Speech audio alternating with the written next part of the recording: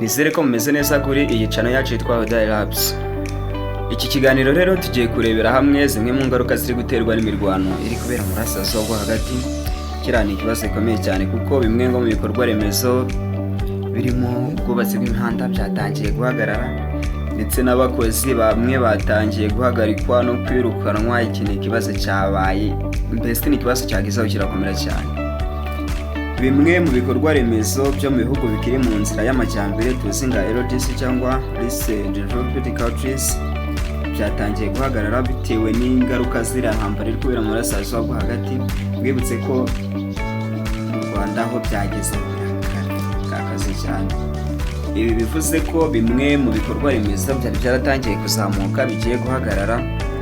Twavuga ngo ubwubatsi bw'imihanda, amazu yari yaratangiye kubakwa, ibyo byose bigiye guhagarara.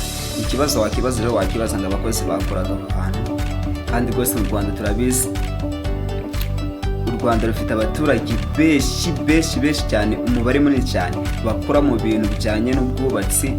Ibyo rwose birazwi, turi abantu benshi cyane. Nanjye uri gukora iki kiganiro niho ngora, mbese turimo turi abantu benshi cyane. Izi rero natwe izi ngaruka z'intambara iri kubera mu burasirazuba bwo hagati rwose turazifite, tuzisangiye turi abantu benshi cyane pe. Icyo wakibaza ngo harakurikira iki?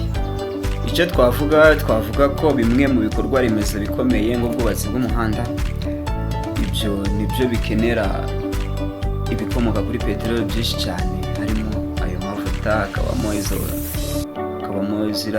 za Bitumen, mbese ni ibintu byinshi cyane bikomeye. Ibi rero izi ni ingaruka zikomeye cyane zigiye kuba, kandi ndetse zanatangiye kugaragara, kuko abaturage bakoraga aho hantu bagiye kubura akazi.